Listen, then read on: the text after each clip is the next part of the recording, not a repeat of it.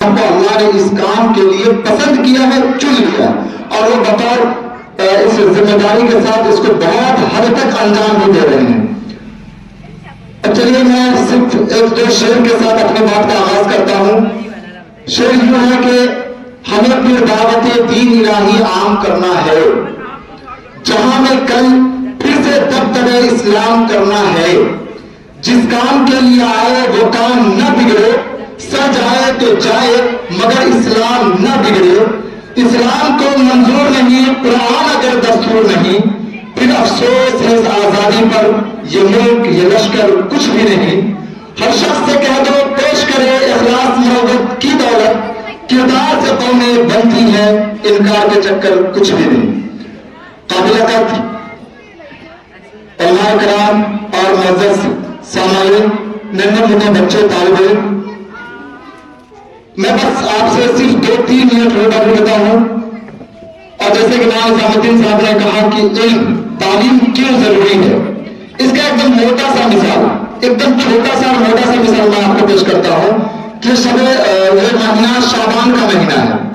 آپ دیکھ رہے ہوں گے کہ جو پورے سال جن کے دروازے پر پوری سال آپ پانی نہیں دیکھے ہوں گے کہ کبھی کہیں گرا ہوگا، آج ویسے کر کے لوگ پانی گرا رہے ہیں، ان کا دروازہ بھیگا ہوا ملے گا۔ ان کے دروازے پر آپ کو 10 ویسے بچے جو مدرسے سے تعلیم یافتہ ہیں، ان کو بلا کر قرآن خوانی پڑھایا جا رہا ہے۔ کیوں؟ اپنے والدین کے اثار و ثواب کے لیے۔ آج یہ نتیجہ کیوں آیا؟ کون ہے وہ لوگ جو قرآن آ کے اپنے دروازے پر پڑھتے ہیں؟ کہاں سے آتے ہیں وہ لوگ؟ ہمارے قوم کے ہی بچے ہیں، ہمارے گاؤں کے ہی بچے ہیں نا، لیکن انہوں نے اس گاؤں سے اس محلے سے نکلا اور اپنے مساجد کے امام سے، اپنے مدرسے کے معلم کے پاس برکت سے انہوں نے قرآن کو پڑھنا سیکھا، اور جس کا نتیجہ یہ ہے کہ وہ اپنے مرحومین کے ساتھ ساتھ آپ کے گھر پر، آپ کے دروازے پر آتے ہیں، قرآن پڑھواتے ہیں آپ ان سے، اور اب تو بذات ان کو نظارہ بھی دیا جاتا ہے۔ یہ نوبت کیوں آئی؟ کیا ہم نہیں پڑھ سکتے ہیں؟ کیا ہم کو پڑھنا نہیں آتا ہے؟ اگر نہیں آتا ہے تو ہم کو سیکھنے میں کس چیز کی شرم؟ آج اپنے بچوں کو ہم اسکول کے لیے بھیجتے ہیں کہ نہیں بھیجتے ہیں، کالجز کے لیے بھیجتے ہیں یا نہیں بھیجتے ہیں، اپنے بچوں کو انسٹیٹیوٹ کے لیے بھیجتے ہیں کہ نہیں، کوچنگ سینٹر پہ بھیجتے ہیں، جہاں ہم جیسے لوگ نہیں ہوتے ہیں، ہم جیسے ایمان والے لوگ نہیں ہوتے ہیں۔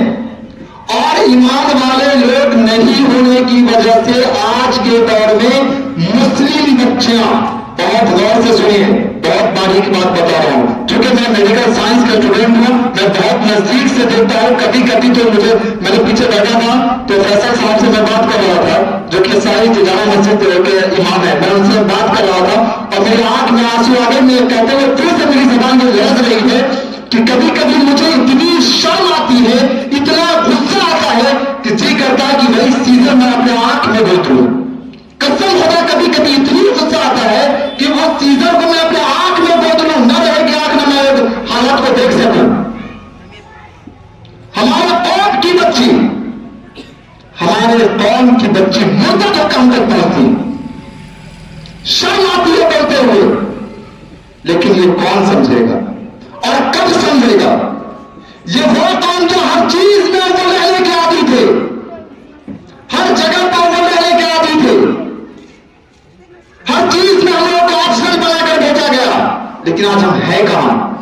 تصور کیجئے کہ ہم کہاں ہیں، ہم کہاں کھڑے ہیں، یہ قوم کہاں کر کھڑی ہو گئی ہے؟ کیوں ذلیل ہونا پڑ رہا ہے ہمیں؟ کیوں رسوا ہونا پڑ رہا ہے ہمیں؟ کیونکہ ہم مساجد سے دور ہو گئے، ہم مدارس سے دور ہو گئے، ہم علم دین سے دور ہو گئے، ہم دولت کمانے میں لگ گئے۔ دولت کمائیے، برا نہیں ہے، دینی تعلیم بھی آپ کو سب سے، آپ کا بنیادی جو تعلیم ہونا چاہیے وہ دینی تعلیم ہونا چاہیے۔